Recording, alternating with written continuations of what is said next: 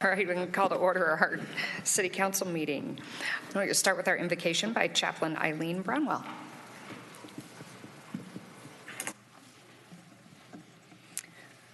If you choose to, you may close your eyes. O Lord, unite our nation around the principles of justice, peace, love, and faith. Put peace and love in our hearts for the diversity that makes our country so beautiful. O Lord, most strong, give us the strength to protect and care for our neighbors. O Lord, we pray for our nation to remain loving, compassionate, remove prejudice from our hearts, and enable us to love our brothers and sisters of all faiths and none. Make our hearts and minds aware of our heritage, fulfilling duties and responsibility as citizens. Most merciful, allow us to show kindness to those most vulnerable in our society.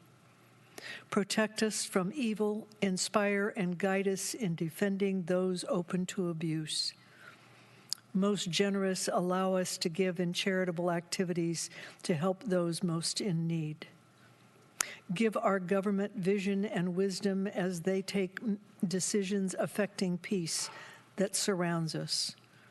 Our sustainer, allow us to care for our environment and sustain this world for future generations.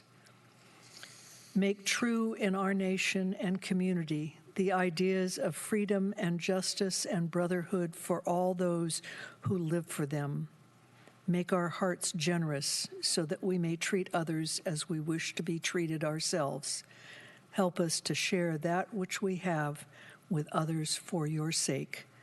Strengthen us, love us, and be kind to us all. And so it is. Amen. This was an Islam prayer for our nation and our community. Thank you very much. All right, Pledge of Allegiance. Stand with me, please. Salute and pledge.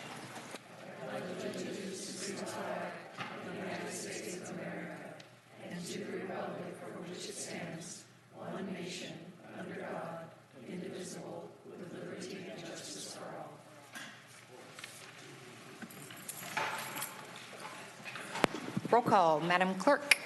Councilmember Goldstein. Here. Councilmember Hawley. Councilmember O'Brien. Here. Councilmember Van Overbeck. Here. Councilmember Winslow. Here. Vice Mayor Bennett. Here. Mayor Reynolds. Here.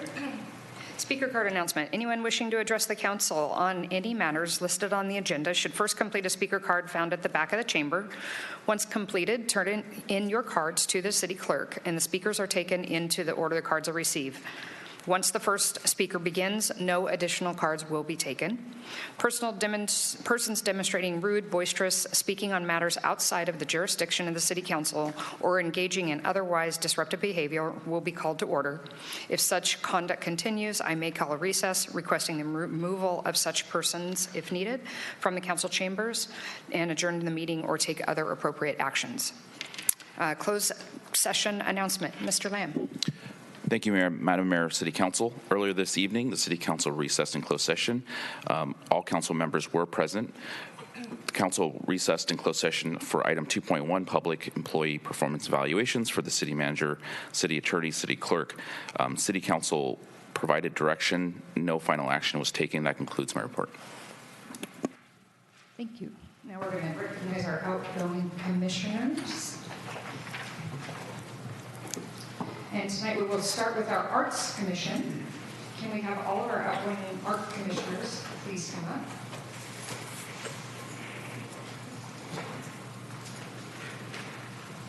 We have 3 arts commissioners we would like to recognize tonight.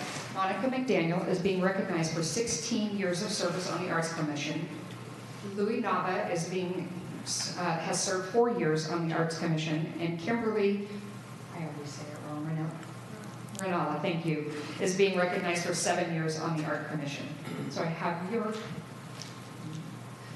plaques for you. Thank you. Kimberly. And I'm going to give you an opportunity as one of our longest standing art commissioner members to say just a quick word if you'd like to. And Thank you. You're welcome. Thank you so much for this recognition, Mayor. It's just been an honor to serve the city. When I started with the city so long ago, things were different.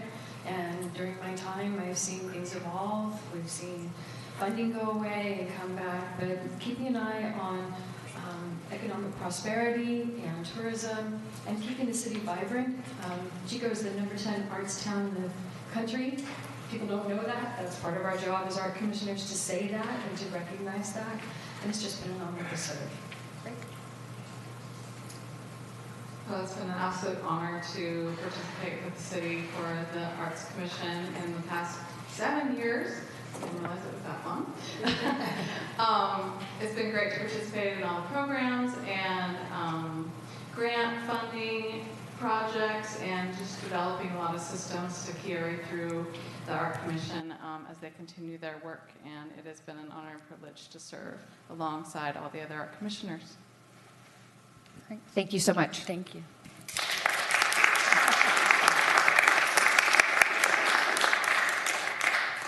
Bidwell Park and Playground Commission. Unfortunately, our outgoing Bidwell Park and Playground Commissioners were not able to be here this evening, but we want to recognize Jesse Alexander for 4 years of service, and Jeff Glatz for 8 years of service, and Anjanette Shedley for 4 years of service. And that's our Park and Playground Commissioners.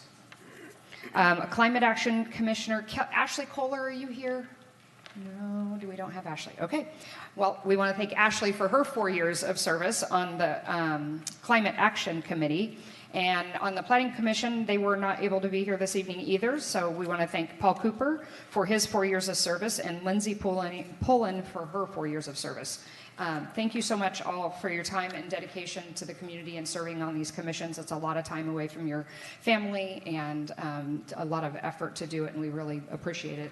And on behalf of all the council, we thank you, and we will be sure to get you your plaques even if you were not here tonight.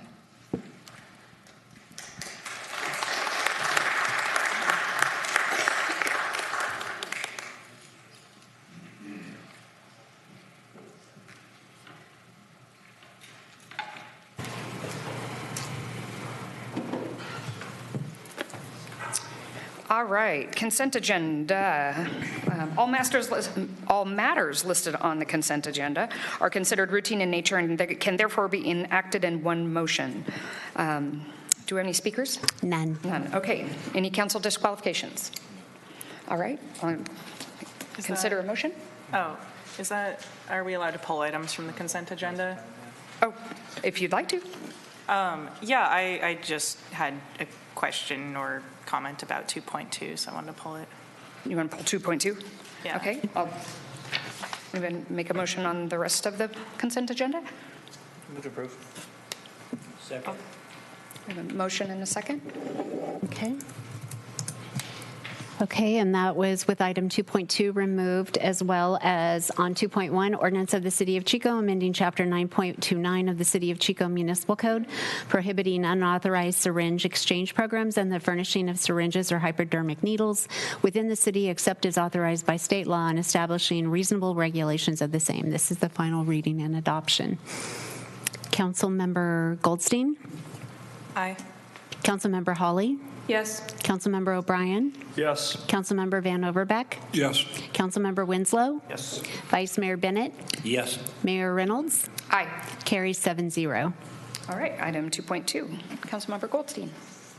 Yeah, my question was, will we see like the costs of these items and have a chance to further approve or deny those expenditures, or does this, if we approve item 2.2, just allow for the purchase of these items? Yes, you will be seeing well, first of all, there will be the required public meeting on March 31st. There will be another version of the same type of noticing, a report of each individual item coming up. I can't remember the date on that. I'll turn that over to the chief to report on the date on that, and then followed by the budget deliberations where those would be itemized. At this point in time, you're authorizing the chief to move forward with efforts at purchasing. Whether he's successful or not, we won't know until the report is filed. Chief, anything you want to add?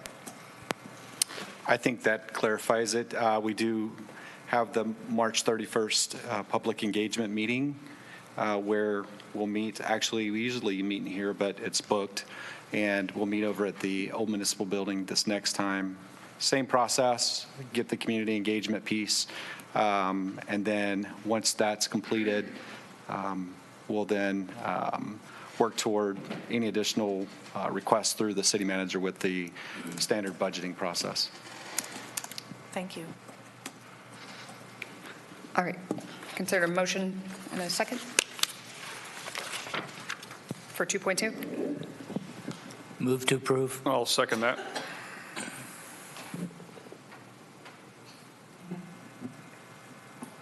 Councilmember Goldstein? No. Councilmember Hawley? Councilmember O'Brien? Yes. Councilmember Van Overbeck? Yes. Councilmember Winslow? Yes. Vice Mayor Bennett? Yes. Mayor Reynolds? Aye. Carries 5-2. All right, public comment. Members of the public may address the council at this time on any matter not already listed on the agenda and within the jurisdiction of our authority. The council cannot take any action at this meeting on these requests made under this section. How many speakers do we have? We have 4. All right, 3 minutes Okay. each. And I'll call the first 2 speakers, Sean Reese, followed by Bonnie Pipkin.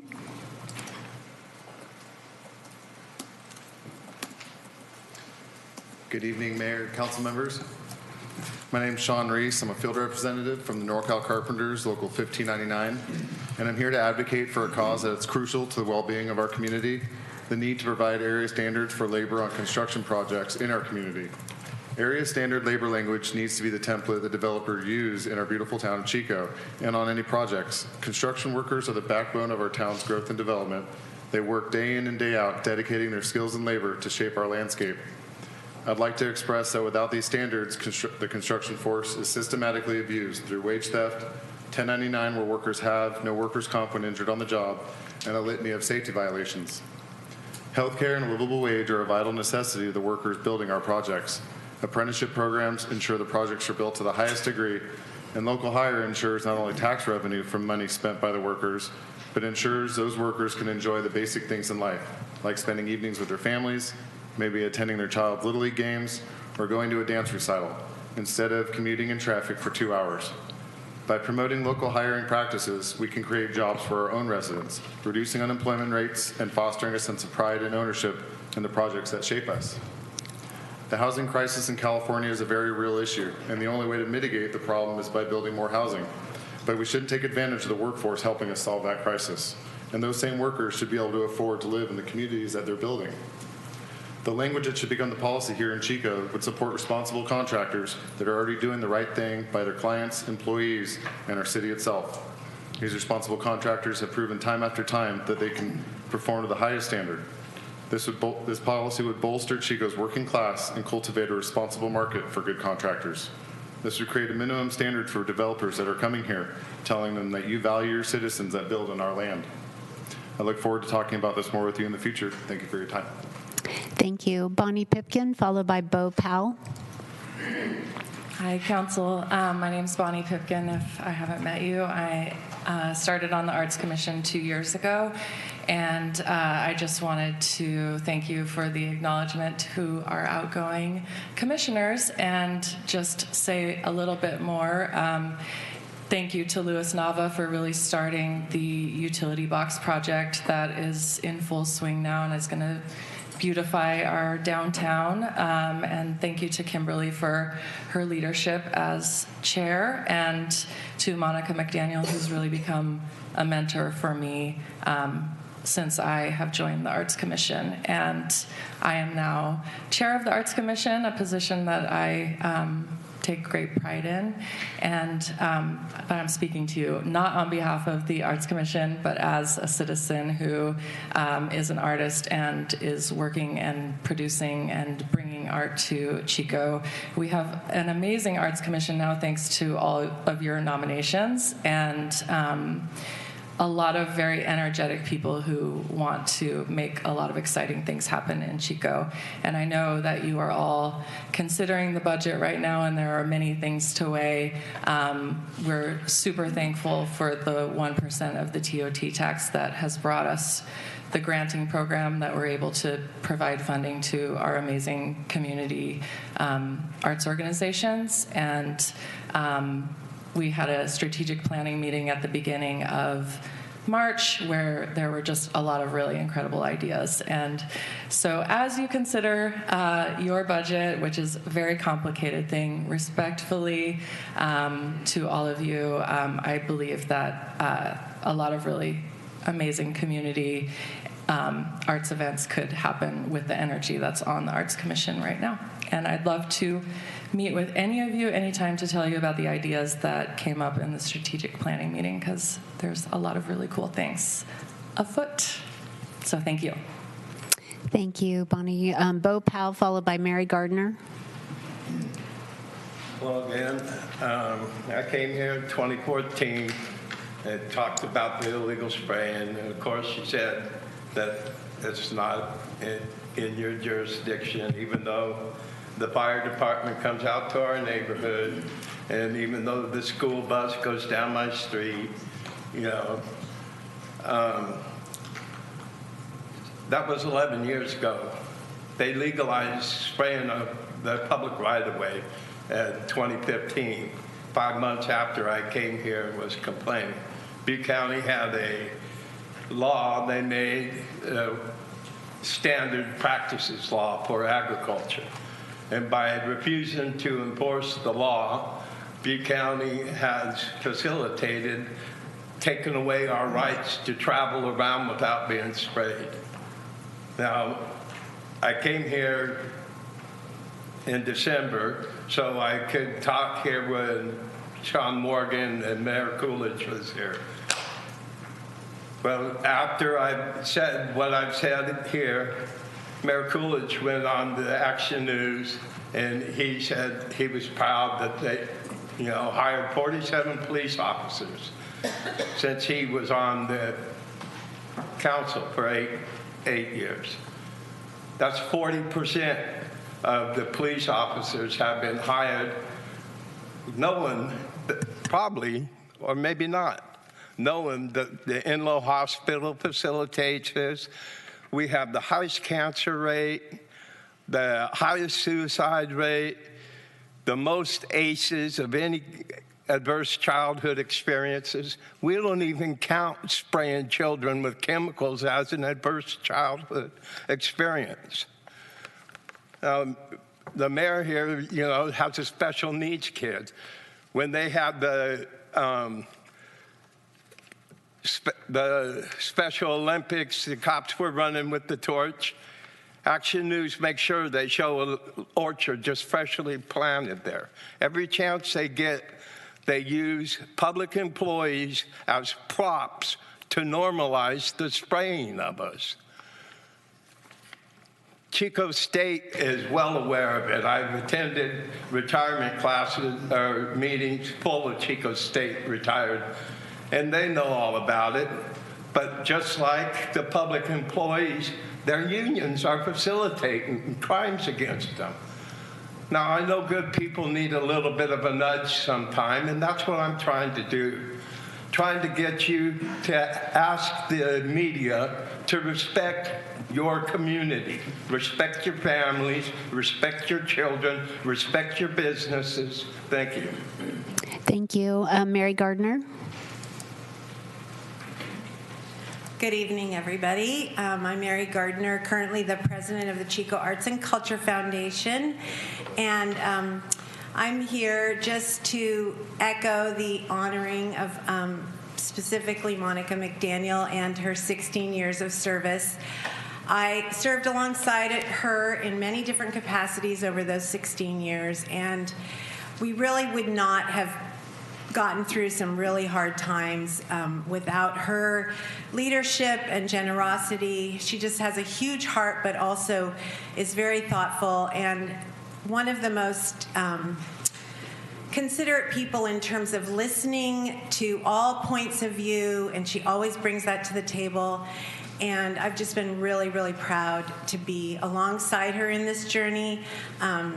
It's hard to let her go, but she definitely has put in her time. She has been the longest serving arts commissioner, as far as I know, and I think I've known every single one of them in the last many, many years. So anyway, thank you for honoring her tonight, and thank you for all your support for the arts in general. So have a good evening.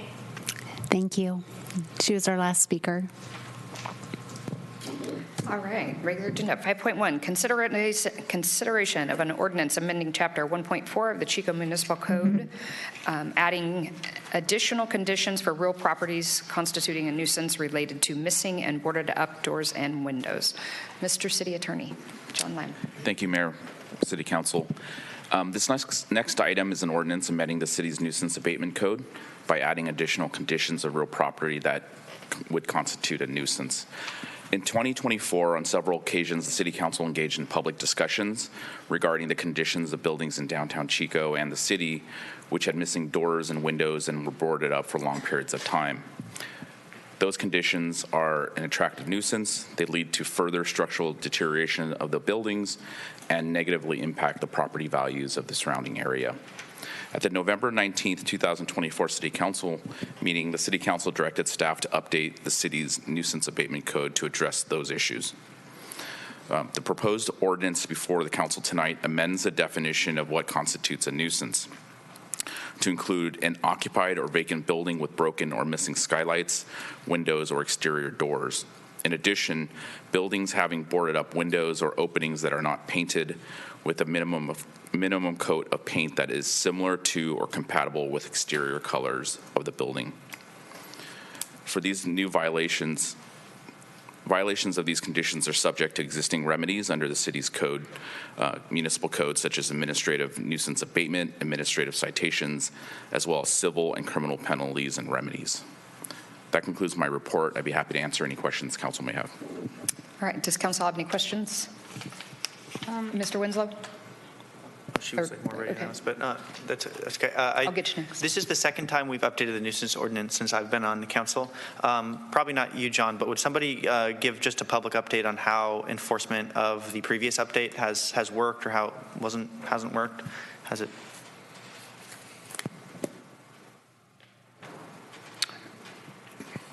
Can you clarify?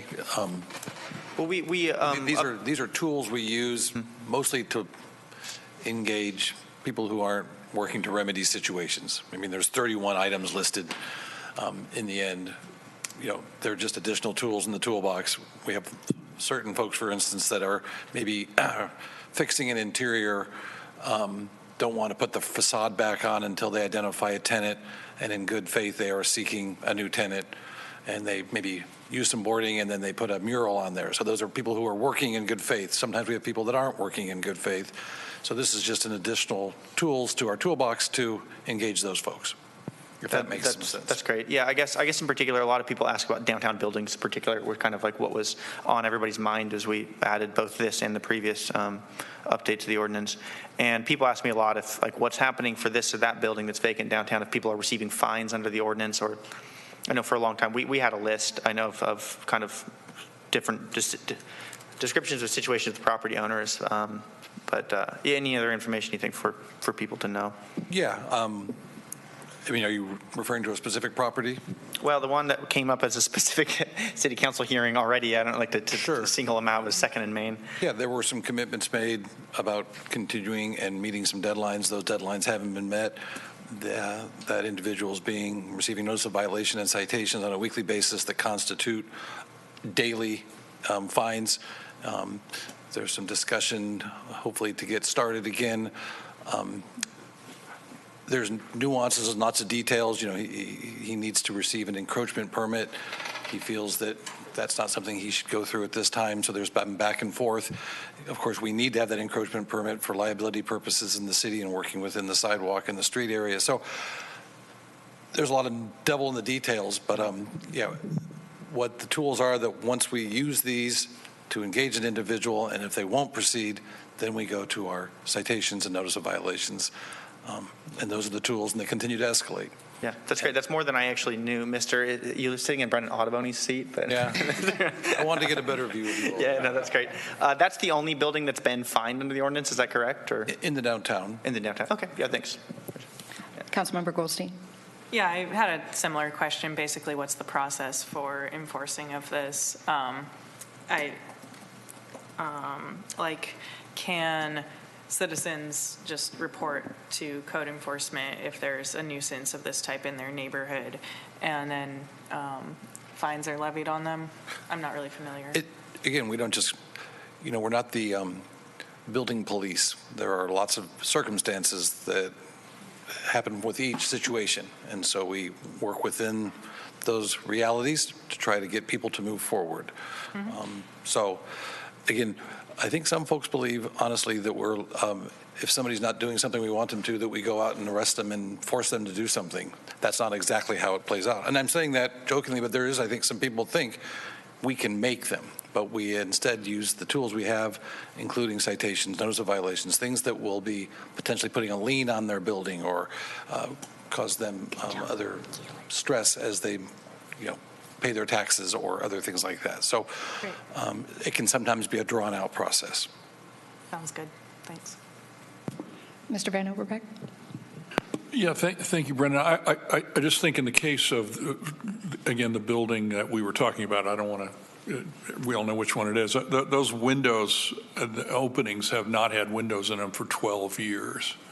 It's literally been that long, and we just need to find a way to be more aggressive about enforcing this kind of stuff, because that really impacts the downtown. And I know you know this, and hope, do you believe this gives you the tools you need to do that? We're currently, with or without the new language, we are actively citing, and I know you are. Yeah. So these are just more tools, I guess, when we would have a future situation. That situation is something we talked about at length at a specific council meeting, and there were circumstances about, open building permits, letting things languish, re-upping, thinking we were moving forward, and languishing again. So that was not an ideal situation. I don't want to use the one-off as the example. It's not always as simple as having black and white words in the code to solve every problem, but we have what we need to pursue, and we are now trying to do that at that location. Yeah, I just want to make sure you think this is what you need to be more effective. I do. Okay. Thank you.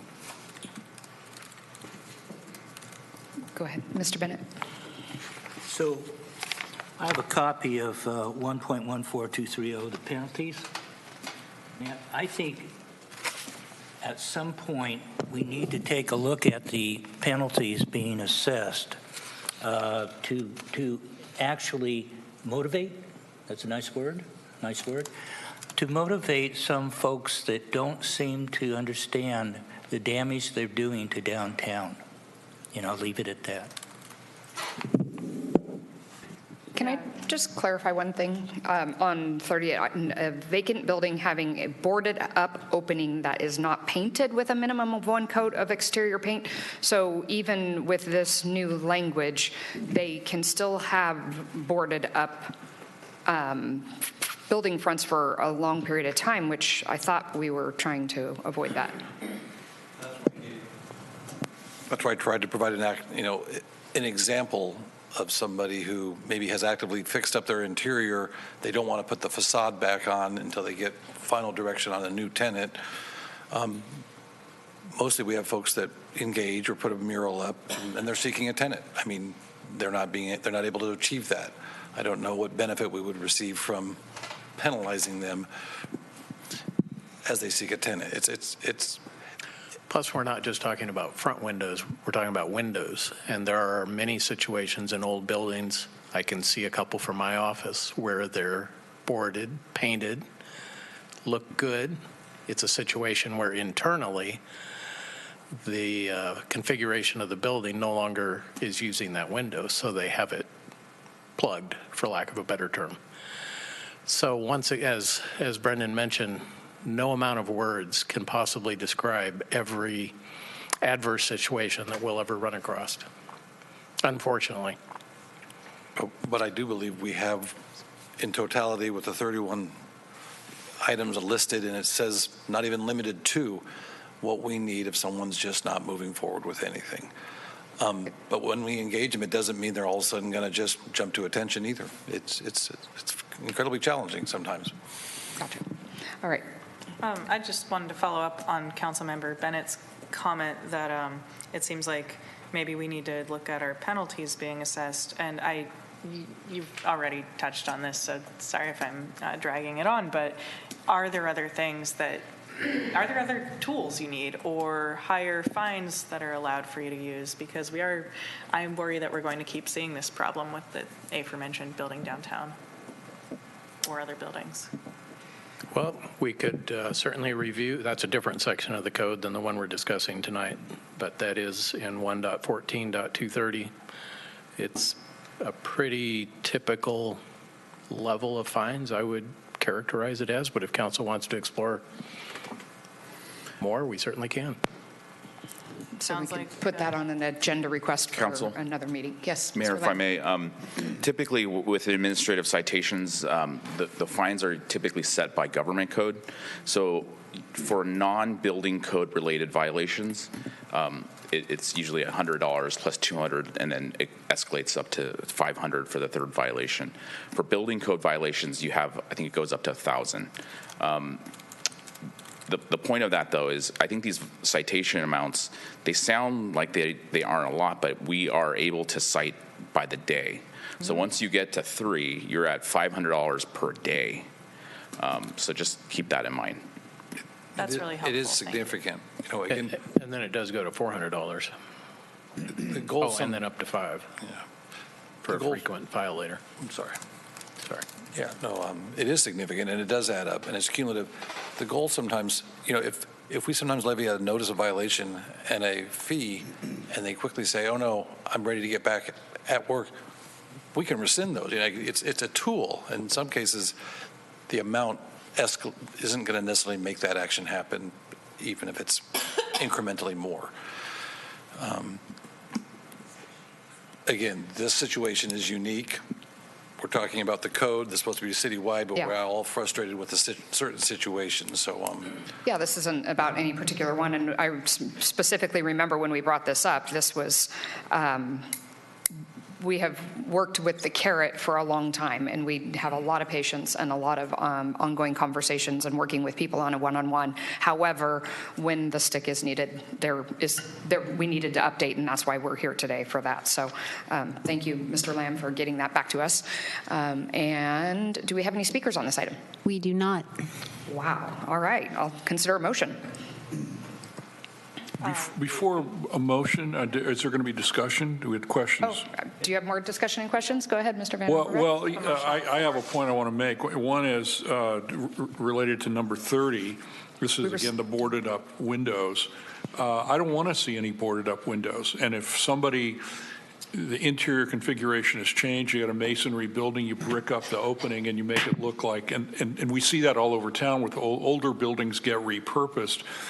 But you need to make that opening match the rest of the exterior wall if you're going to close it up. But I object to number 30. I don't want any boarded up windows unless there's active construction, unless they're undergoing construction. And then the other one is number 12. I'm sort of a shade tree mechanic, and so vehicles got to be registered for somebody to work on it if it's in their driveway for 14 days, but a lot of times people are fixing up old cars and they're not registered, or it's a race car, and I don't, there's a question for the city attorney, why are we requiring the vehicles to be registered?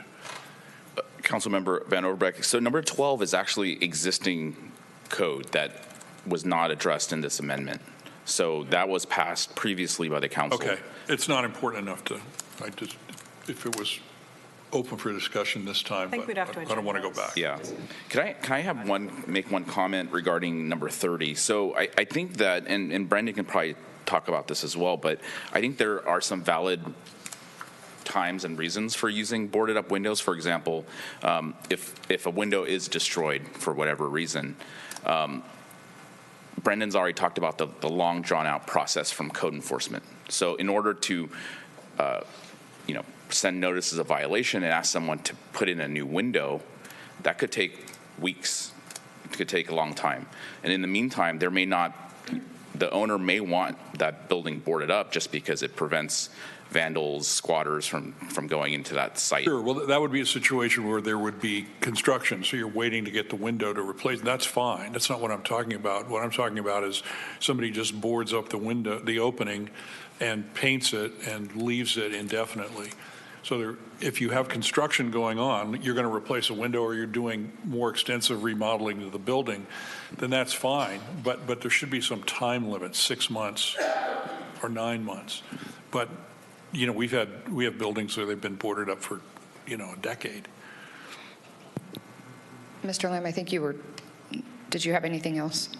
That was my comment, was there might be a reason to have this so that you wouldn't have boarded up windows that stick out and are clearly boarded up windows, as opposed to painted to match the paint of the exterior paint of the building.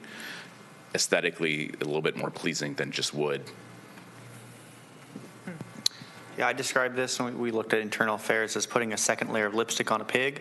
And I don't think that means that it's a bad thing, but I guess having a boarded up window painted, something aesthetically pleasing, it's a little bit better. It doesn't really get at the root of the problem. And I think that there are, cities tackle this in other ways, like vacancy taxes, in order to try to like change that incentive, you know, to incentivize landlords to find a deal with a tenant that will work, you know. And those are separate things we'd have to pursue. That actually requires voter approval. But as far as what we're doing now, I'm ready to make a motion. So I do have a Councilmember comment, O'Brien, if I may. go ahead. Councilmember O'Brien. Thank you. Yeah. So I certainly do not want to punish property owners. However, leaving buildings in a decayed state becomes an attractive nuisance to crime, blight, decrease in overall property values, et cetera. I think everyone understands that. I do believe in the broken window theory. It is just human nature. Neglected property prompts other neglect, and that goes beyond just the specific property. So I don't want to punish property owners necessarily. However, we must have a basic standard that our community has for abandoned buildings for those reasons. And I think this is not perfect, but I think it does something, and maybe it is a little bit like a lipstick on a pig, but it is something that we can do, and I think it's a start. So I'm going to support this. Great. All right, Councilmember Goldstein. Thanks. Yeah, there are vacant houses on my block and around my house, and I've tried to look into how we can get people living in those houses, how we might incentivize owners to rent them out or maybe sell them to somebody who can fix them up. And I learned that there's not really a tool in the code enforcement toolbox to address the issue, that there are boarded up windows on those houses, which beyond the vacancy issue and that we're in a housing crisis, is an attractive nuisance. And I've been worried, especially there have been house fires in abandoned houses in Chico. I've been worried that, you know, people might see that as an entry point, might light heating fires in those houses on my block.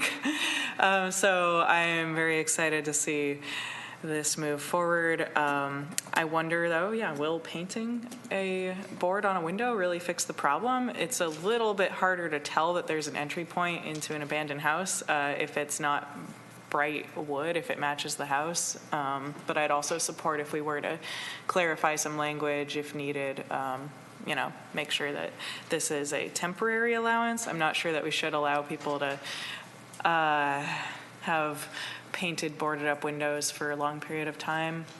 But yeah, so I believe we're moving in the right direction with this. Are you ready for a motion? I'll entertain a motion. Okay, I'd like to make a motion to approve, with the exception of item 30, to add the words. This would be only allowed under active construction for no more than 6 months, at which point the code people could renew it.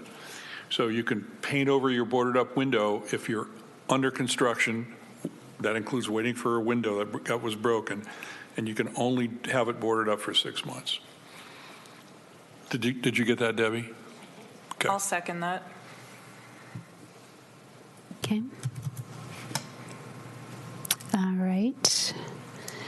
And that was a motion and a second to introduce an ordinance of the City of Chico amending Chapter 1.14 to the City of Chico Municipal Code, adding additional conditions of real property constituting a nuisance related to missing and boarded up doors and windows as amended on item number 30 to add the words active, as long as the boarded up windows are due to active construction and no more than 6 months. Councilmember Goldstein? Aye. Councilmember Hawley? Yes. Councilmember O'Brien?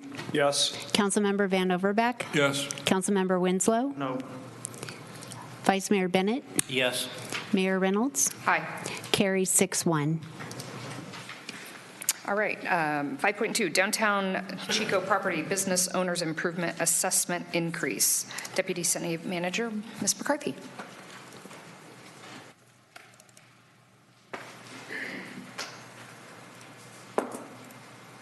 Good evening, Mayor Reynolds, Vice Mayor Bennett, council members. I'm Jennifer McCarthy, Deputy City Manager.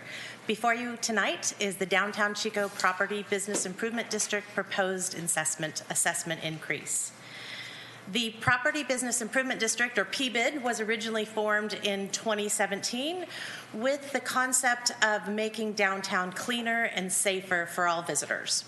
The original formation period was for 5 years, and it went through a renewal process in 2022, which now gives it for a time period through December of 2027. The PBID is funded through assessments on downtown properties that are within the district boundaries, as well as a general benefit payment that the city makes for those benefits that are seen by the general population of Chico and cannot be attributed to an individual property owner. The Downtown Chico Business and the Downtown Chico Property Business Improvement District has reporting requirements to the City of Chico. On an annual basis, they are to provide us an annual report that talks about what they did the previous year and a proposed budget for the next year. That information is in the staff report today, and you will see that in that staff report, they are requesting exercising their pre-approved authorization for a 5% increase in assessments. The assessment increase is consistent with all of the public information that was already put out in the 2022 reformation process, and that includes the notice and ballots that were provided to all of the property owners, as well as the management district plan that was part of the public record when the public hearings were held for the formation. You can see that in the annual report, the PBID discusses the need for this assessment increase, and that is costs in general are just going up. They have that, as well as they need to keep a reserve in place for the PBID as well. Now, as they've seen those costs increase, they've also seen the need increase in downtown for additional clean and safe opportunities. You can see in the budget that almost 90% of the total budget goes towards clean and safe, and by that they mean funding the downtown ambassadors. And those are those awesome people in downtown Chico with the blue shirts that are doing an amazing job cleaning up the sidewalks, helping out the downtown property owners, and making our community, at least in that part, safer and cleaner for our community. We, as the City of Chico, are the biggest payers into the PBID because we own the most amount of property in the PBID. And you can see on this slide there is a cost increase to the city. The property assessment, if we were to go forward with a 5% increase, would mean that next year we would be paying approximately $84,000. And in addition, the general benefit assessment would also be raised by 5% if the council so chooses, and that would bring it up to just about $23,000, bringing our total cost to roughly $107,000. Staff sees the PBID really doing a great job in trying to activate what they can with the funds that they have. Again, almost 90% of those funds are going to our downtown ambassadors to try and keep downtown Chico clean and safe. Again, with all of the noticing and all of the management district plan information that went out to the property owners that pre-approved that 5% increase, this is really just a formality step that the council can take to authorize that 5% increase. So if there's any questions today, the PBID president, Eric Hart, is here, as well as Councilmember Van Overbeck sits on the board as the council's representative, and I as well am happy to answer any questions that you might have. All right, before we go to speakers, do any council members have questions for Ms. McCarthy or anybody else? Ms. Hawley? Thank you for that presentation, Ms. McCarthy. I really appreciate it. I am curious, I know we were emailed about assessment updates and reaching out to property owners and businesses to update those assessments. I'm curious, depending on the responses we get to that, if the financial need will increase or decrease other than this 5%, or is this really just the best projection that we have for future costs? I think that the email, I could be wrong, Councilmember Hawley, but I believe that the email that you're referring to has to do with the downtown Chico businesses as opposed to the downtown Chico property owners. Okay, thank you. So two separate processes. We are in the process of making sure that the downtown businesses are up to date with their business licenses and are paying the associated downtown business license tax. And that is something that we are going over separately with the DCBA. This process is for the property owners of the downtown Chico area. And so that 5% increase is the maximum that they can request on an annual basis based on their reformation process that we went through. Does that answer your question? Thank you for the clarification. You're welcome. My pleasure. All right. Okay. Do we have any speakers? We do not. All right. I will. Any further discussion by council or entertain a motion? Yeah, I'd like to make a comment. So I'm the city board member on the PBID board. I want to call out Audrey Taylor back here, who has been the glue that's kept this thing together for years, and Eric Hart, who's the president, has done just a great job. We all are familiar with the challenges that downtown has, and the ambassadors are just fantastic. They have so many difficult situations to deal with, and literally just a nasty job. And I want to commend them and the people on the PBID board for fighting a good fight and keeping downtown going. So I would urge all of my colleagues to approve this assessment increase. Thank you. Mr. Winslow. Well, nothing more than, the downtown ambassadors do great work. It's good to have them around. Downtown certainly benefits the whole community, does for them. So I'd make a motion to approve the resolution. Second. All right. We've got a motion and a second. Ms. Presson. Councilmember Goldstein? Aye. Councilmember Hawley? Yes. Councilmember O'Brien? An easy yes. Councilmember Van Overbeck? Yes. Councilmember Winslow? Yes. Vice Mayor Bennett? Yes. Mayor Reynolds? Aye.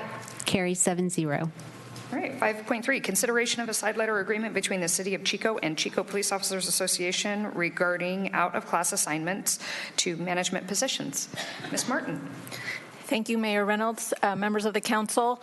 Currently, the Memorandum of Understanding between the Chico Police Officers Association, who encompass our police officers and police sergeants, and the city addresses out-of-class assignments for the membership of the POA.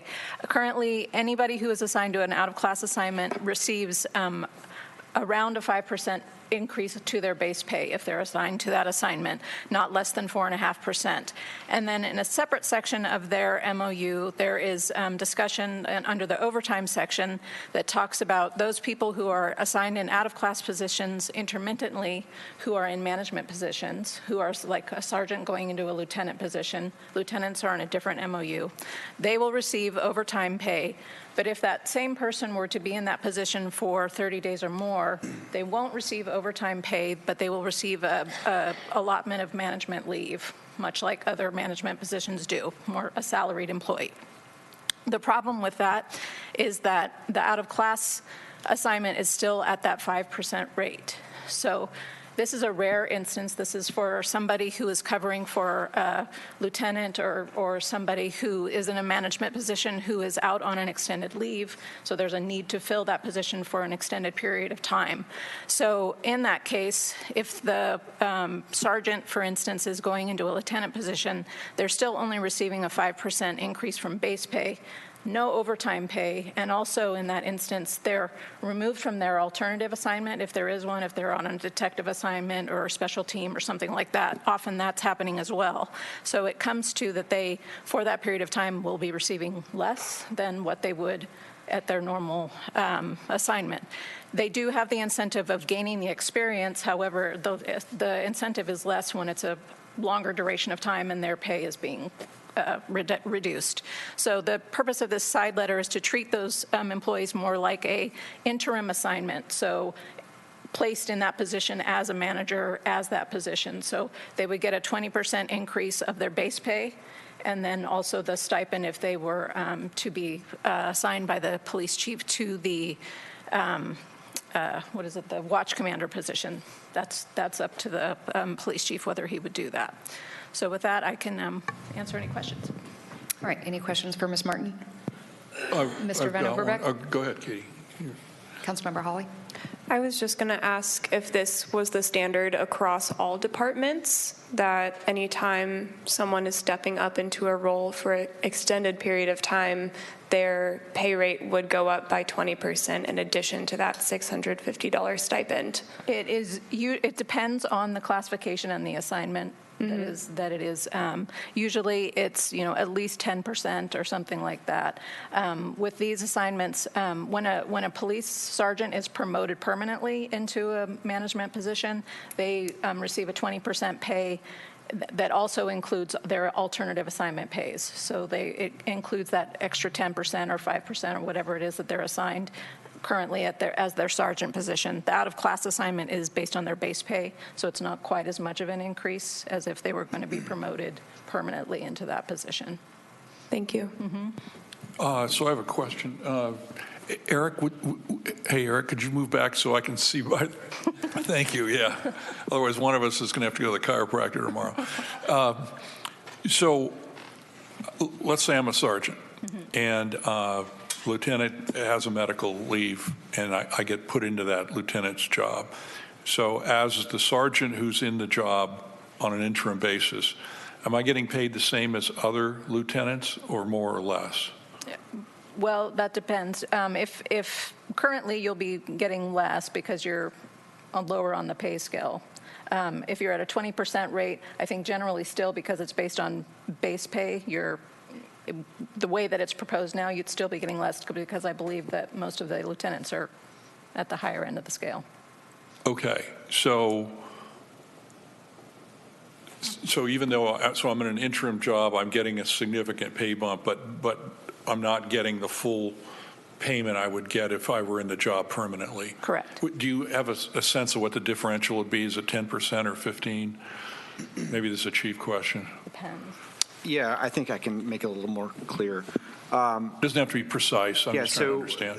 What you're getting at is, and what Barbara's trying to say, is that we may have a sergeant who's not at their top step in the pay range for a sergeant. And then I bring them up to be an acting lieutenant for a period of time. Even with that 20% increase to move to that next rank, they still wouldn't be making as much as a top step lieutenant because they weren't at top step sergeant plus 20. So in that 20%, to put it in perspective, is only when a person has, a 10% special assignment, 5% for their post intermediate and advanced certificate, plus their pay bump for the actual promotion. So they already get 10% for, say, a specialty assignment and 5% for their post incentives. That's already calculated into their pay raise that's coming. So that 20%, it sounds like a big number. It just includes everything that they had as collateral pays that they're going to lose when they promote. Got it. Okay. Thank you. Councilmember Winslow? Yeah, Councilmember Hawley's question just made me notice that maybe I wasn't understanding this correctly. You get a 20% increase on your base pay and a $650 stipend? Those are The $650 is only if assigned to that watch commander. Generally speaking, it's just the 20% base pay increase. So $650 is on top of your 20% pay increase, but only if you're a watch commander, not if you're a lieutenant. Yeah, and that's just a periodic assignment, right? Yeah, so the way that works is I require watch commanders 24/7. It's a management level oversight of our patrol division. And say I'm a watch commander and I want to take a day off. Well, the chief requires me to backfill my position. And since they don't get overtime, they negotiated for a stipend just as the fire division chiefs and battalion chief, or I'm not sure about division chief, but battalion chiefs do for their positions. So they get that as a one-time $650 every shift that they would cover, which is more than half less than what they would get on overtime for covering a shift. So it's a bargain for the city, by all means, but those are intermittent as people are on vacation and only as a watch commander. So none of this is like happen on a regular basis now that we have increased staffing in the department, right? Well, you still have folks who take vacation, right? Or they get sick. And when I see a long-term sick occurring, such as we had a lieutenant who just went out a few months back on a long-term medical condition, instead of paying a daily $650 times 2, so it'd be $1,300 a day to cover 2 shifts, I had asked the city manager to just allow me to bring someone up or backfill for that position, overhire on that position. We have, as a position was coming available, it was much cheaper for us to do that. But these are one-offs now where someone is on a vacation day or a sick day. Okay, I'm seeing more of the financial ingenuity here now, now that you just explained that. Thank you. Councilmember O'Brien. So thanks for bringing this forward, Barbara and Chief Aldridge. The bottom line is this, and it applies to both police and fire. When these individuals step up to take on these command positions, watch commander, what have you, they're taking on the duty for that moment. When the chiefs are gone, they are the chief of police and the fire chief. And their responsibility is significant. They are making literally life and death decisions. We do not want to punish people for stepping up and taking on that responsibility. We want to make it something that at least is somewhat rewarding, because there is a lot of stress when you do that, when you take on that call. Both the chiefs understand that, I understand that, and we want to not punish them for taking that responsibility on. It's a huge one for the city, huge one for this community, and I'm going to support this. I'll make one quick comment. I just wanted to thank Barbara for translating this into something that I could understand pretty easily, so thanks. All right. Do we have speakers on this? None. None. Okay. Do we have all right. Entertain I will motion. make a motion to approve. Second. Motion and second. Okay. All right. Councilmember Goldstein? Aye. Councilmember Hawley? Yes. Councilmember O'Brien? Yes. Councilmember Van Overbeck? Yes. Councilmember Winslow? Yes. Vice Mayor Bennett? Yes. Mayor Reynolds? Aye. Carries 7-0. All right. 5.4, Councilmember O'Brien's request to have a conversation about CARD and city parks. Thank you, Mayor. Councilmember O'Brien. Thank you, Mayor. So the discussion of CARD operating city parks has actually been ongoing for many years, probably as long as I have been in the city, which is a few decades, probably as long as our city manager has been with the city as well.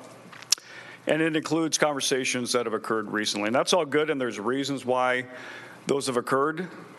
But those discussions did not occur because of poor management by our staff. I want to be very clear about that. In fact, our city staff, specifically Director Gustafson, Eric, and his team, have done a terrific job managing our parks, and I commend them for that job, and I mean that.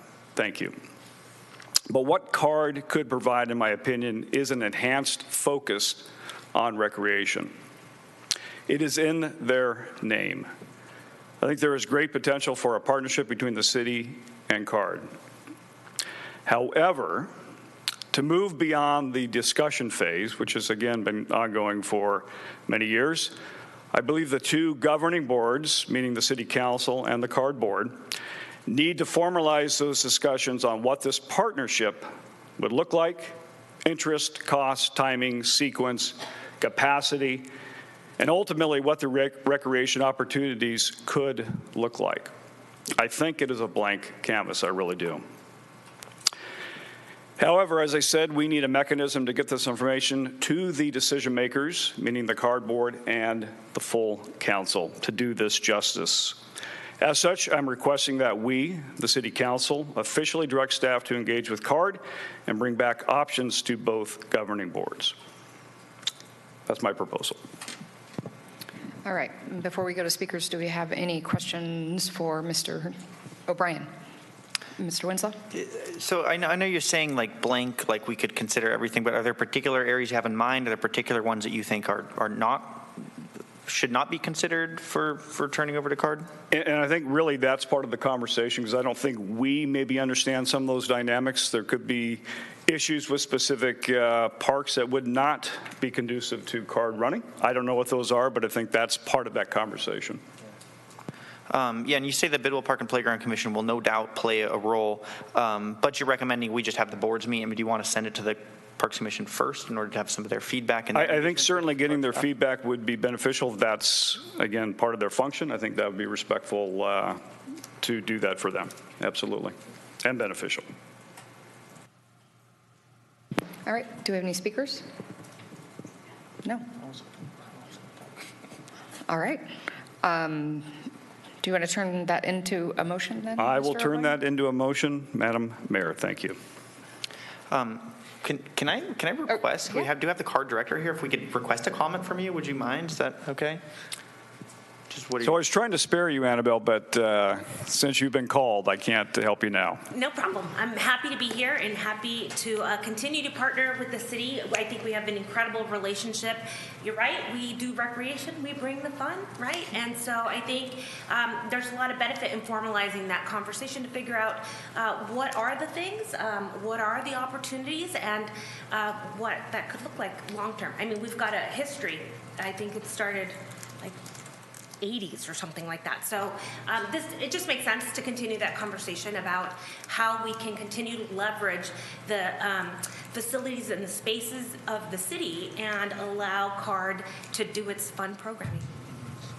Great, thank you, Annabelle. Thank you. I second the motion. Can you restate the motion, would you?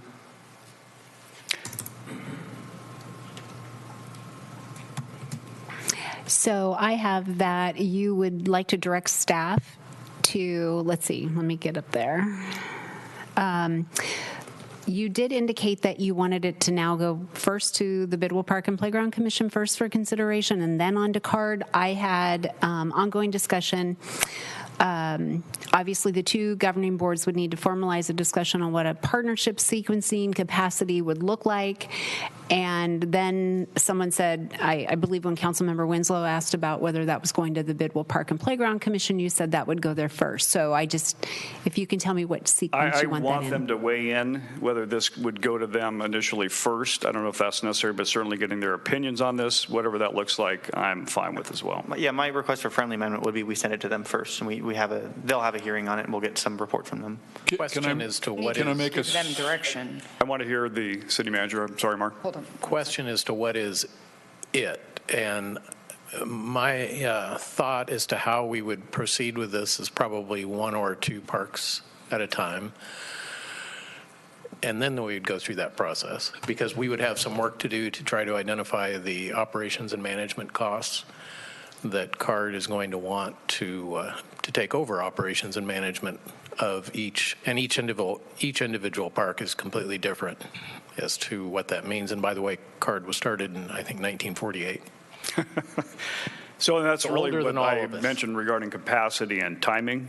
That was my point in that. So are you suggesting we need to identify a couple parks to start with, Mark, or what are you suggesting? Yeah, and I think I would, one thought is to allow us to work with CARD and maybe start bringing those forth because we still own several fairly active parks, and I'll just rattle off a few just for the sake of argument. So City Plaza, Depot Park, Comanche Creek, Tykert come to mind as potential candidates, and each of those is a very, very different animal.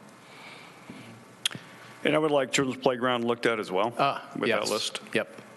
Another good one. So just my thoughts on this and why I think it would be helpful to have the Bidwell Parks and Playgrounds Commission just weigh in on the general idea of we're going to try to potentially transfer a lot of parks over to CARD and like under what principles. And I see the recreation focus, like Children's Park feels like it fits that. There's playgrounds there, even like Keeper Acres within Lower Bidwell Park. But then you have areas like Comanche Creek and Tygart Ponds, which are more like ecological reserves. There's not playgrounds there. They're there for recreation, but they're not like built for recreation. And I see sort of a distinction there that I think we could come up with in principle, like we maintain more like wildland, whether it's in the city or not, and CARD is more like playgrounds and fun places that are built for fun, not just naturally fun. And just choosing to focus on Tygart for a moment, there is a master plan that actually has, I wouldn't characterize it as overly active, but some improvements, plus the fact it's a vital part of our stormwater drainage system that we can't walk away from.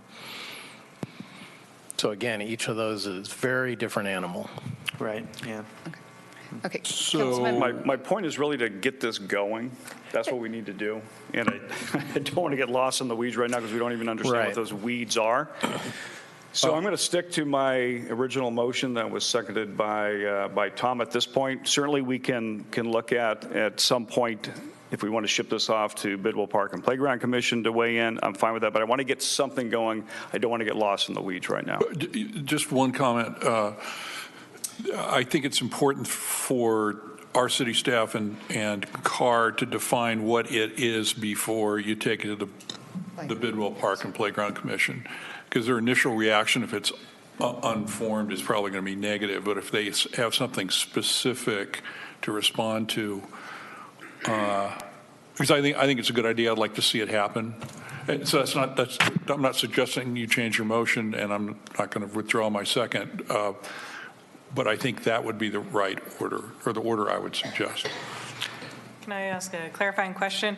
I think I know the answer, but to clarify, are we not reviewing any of the currently CARD-managed parks, just ones that could be managed by CARD? Well, I'm not. I think it's fair to say most of the CARD parks they own. Hooker Oak is the only one I can think of that they don't own. Annabelle, is that right? Nature Center. Nature Center. Yeah, that's another one they rent from us. So there are very few that are city properties.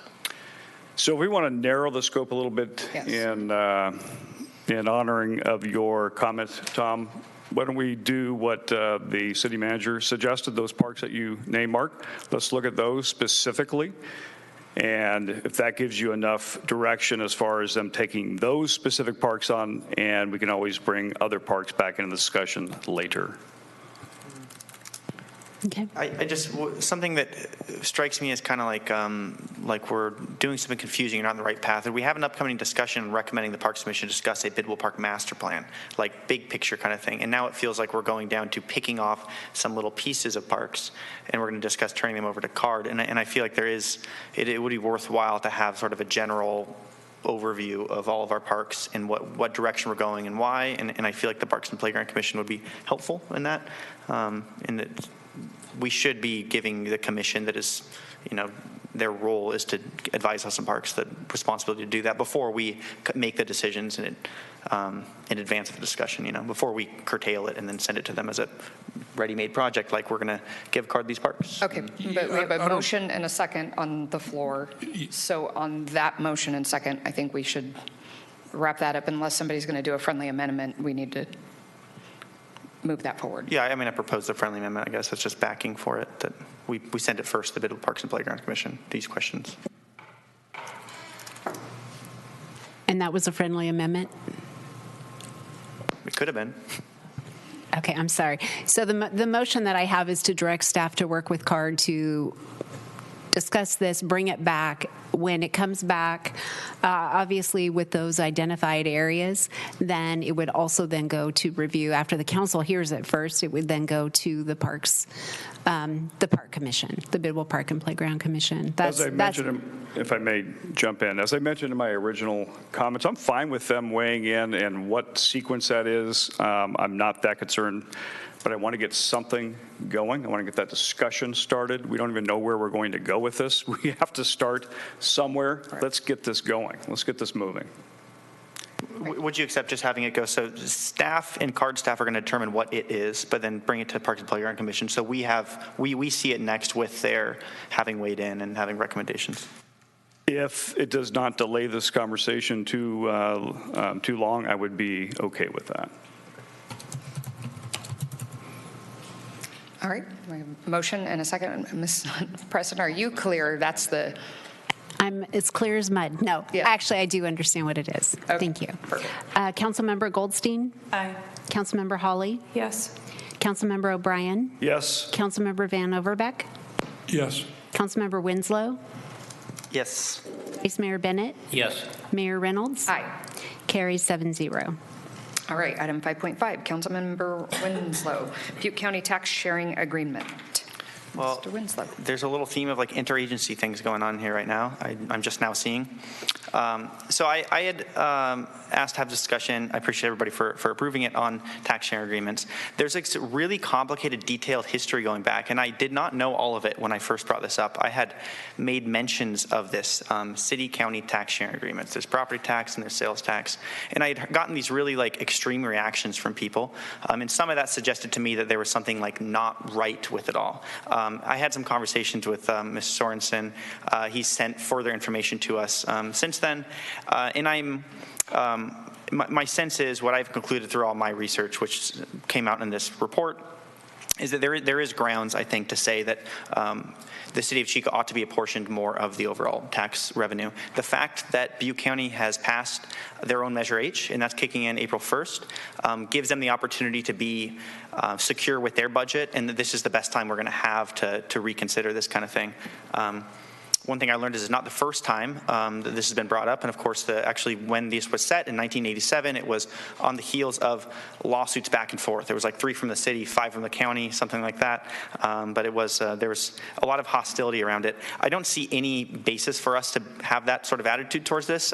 Somebody asked me, what sort of leverage does the city have to be requesting more tax be apportioned? And the answer is, well, I mean, nothing like a lawsuit kind of leverage. But 4 out of 5 county supervisors do represent like a lot more parts of Chico. And the other also represents incorporated areas. Some math that I did on some population data is in 1990, something like 42% of the county population lived in incorporated areas. Now it's over 70%. That's from 1990 till now. So that's significantly changed. When these were set, the county was responsible for a lot of areas. What we set was essentially an agreement with a portion to justify Chico annexing the areas within our urban sphere. And so we wouldn't have contest from the county over them losing tax revenue. What we've had now, and in particular since 2018, is a significantly higher proportion of the county population lives within these areas. So they rely on our police and our fire department for safety. They drive on our streets, and the quality of our streets is the biggest determinant to like, do they have smooth roads? It's not in the county so much anymore. And that also means that we have more costs associated with that. We look at how many firefighters and police officers we have per population, and we just have more overall in a greater share. So my sense in all this is just to say that I think there is a basis for us to make the argument. I don't have the whole argument constructed now, and I think moving forward with this would either be requesting some additional input from staff. Probably the Finance Committee is an appropriate place to send this in order to have some additional review. We can come up with sort of a basic idea of what we would like to request in terms of sales tax, property tax, and why, and then we get feedback from the county, and we sort of talk it out as friendly governments who share a lot of the population. Any questions, thoughts?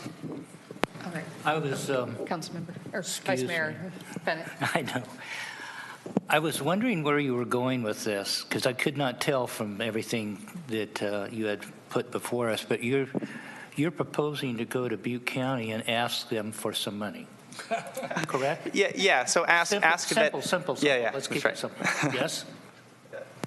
Yeah, an ongoing revenue sources. Yeah. Based on something that we might be able to put together to show them a compelling reason why they would give us some money. Right. The people of Butte County would benefit from it. Yeah. That's what you're asking. Mm-hmm. Yeah.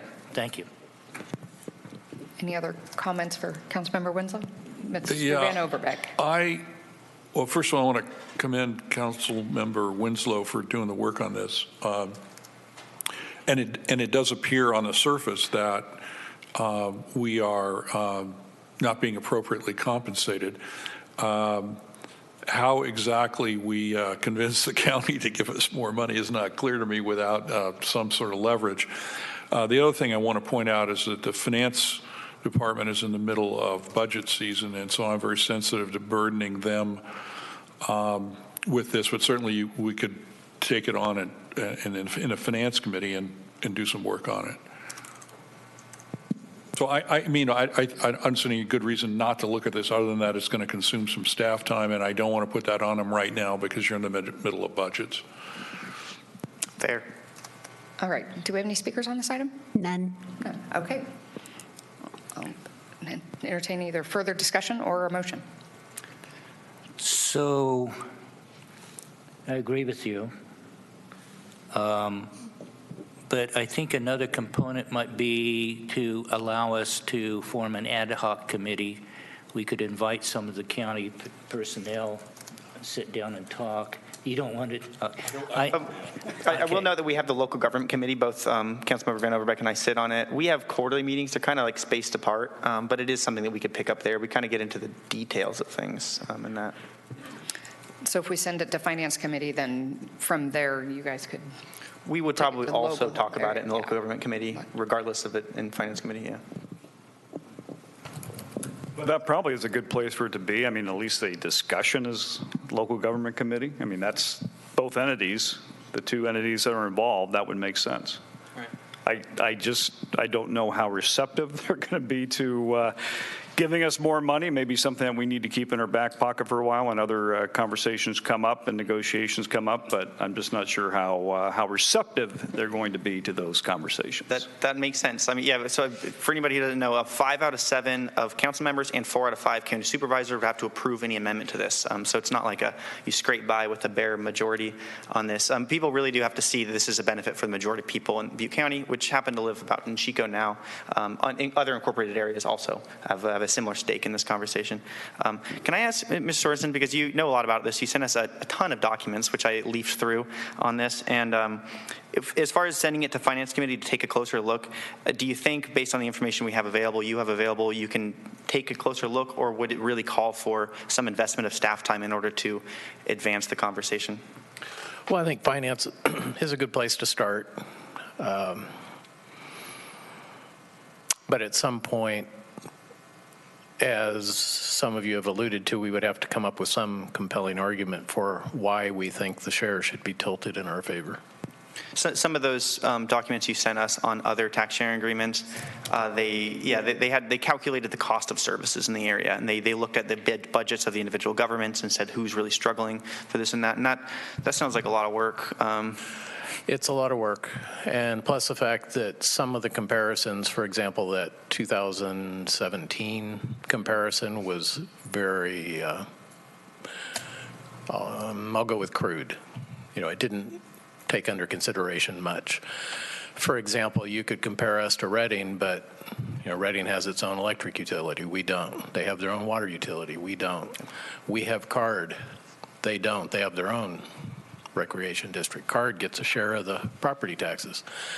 So there's always, you will never find another city that's a perfect match. So trying to draw comparisons is difficult. Right. And then the other thing you encounter is you look through many, if not most, of the tax sharing agreements that have been pursued this century. They're done annexation by annexation. And I can't even imagine what an administrative nightmare that would be, rather than a blanket tax sharing agreement that we enjoy. So I have a question for the city manager. Do you believe our current tax sharing agreement with Butte County is equitable and fair? Well, I can tell you I went down the same trail in, I think, 2012 or 2013. And I started out thinking the answer was no, but then by the time I actually sat down with the county CAO and I think their controller at the time pretty much sat down and said, never mind. Let's just move on, because I didn't see how you could make a compelling claim that we were disproportionately supported. And one of the things I'll point out is you were drawing a distinction between what's county jurisdiction and city jurisdiction, but even in the city, we are Butte County citizens. So we do enjoy the services of behavioral health, the welfare system, the jail, the district attorney, it's environmental health, et cetera, et cetera, et cetera. So be prepared for those counter arguments. Yeah, I had some similar discussions around Measure H when people are asking me to endorse it. And yeah, no, it seems like good conversations to have. Like I said, I think now is the time, if ever, it makes sense. Well, even if back in 2012, 2013, you said that this was an equitable arrangement, or compared to other cities, comparable cities, it was an equitable arrangement. Since the campfire, Chico has just had more of the population for the county, and the projections are that that's going to continue to increase. And the county would argue that we've benefited from the increases in property tax values and sales tax revenue. All right, so do we have a motion? So I think my motion would be, if it's okay with the Finance Committee folks, who all happen to sit next to each other over there, that we would motion to put this on a future Finance Committee agenda with perhaps a little bit further analysis by staff, but not so much as to burden budget season. I'm okay with Finance taking a look at it, but I don't want to ask staff to do anything substantial at this point. And I think, well, maybe I can confer with Ms. Martin, but I'm very, very sensitive to that. But certainly, Finance can take a look at it. Mark sent a big document dump on Friday afternoon. Thanks a lot, Mark. I popped my first beer, and then I got this email from Mark, and he wrecked my weekend. But there's a lot of material there. So I think we can make a start. And we'd be happy to take it. And I'll second your motion. Okay. All right, Councilmember Goldstein? Aye. Councilmember Hawley? Yes. Councilmember O'Brien? Thought for sure you're going to send this to Internal Affairs, so thank you for that.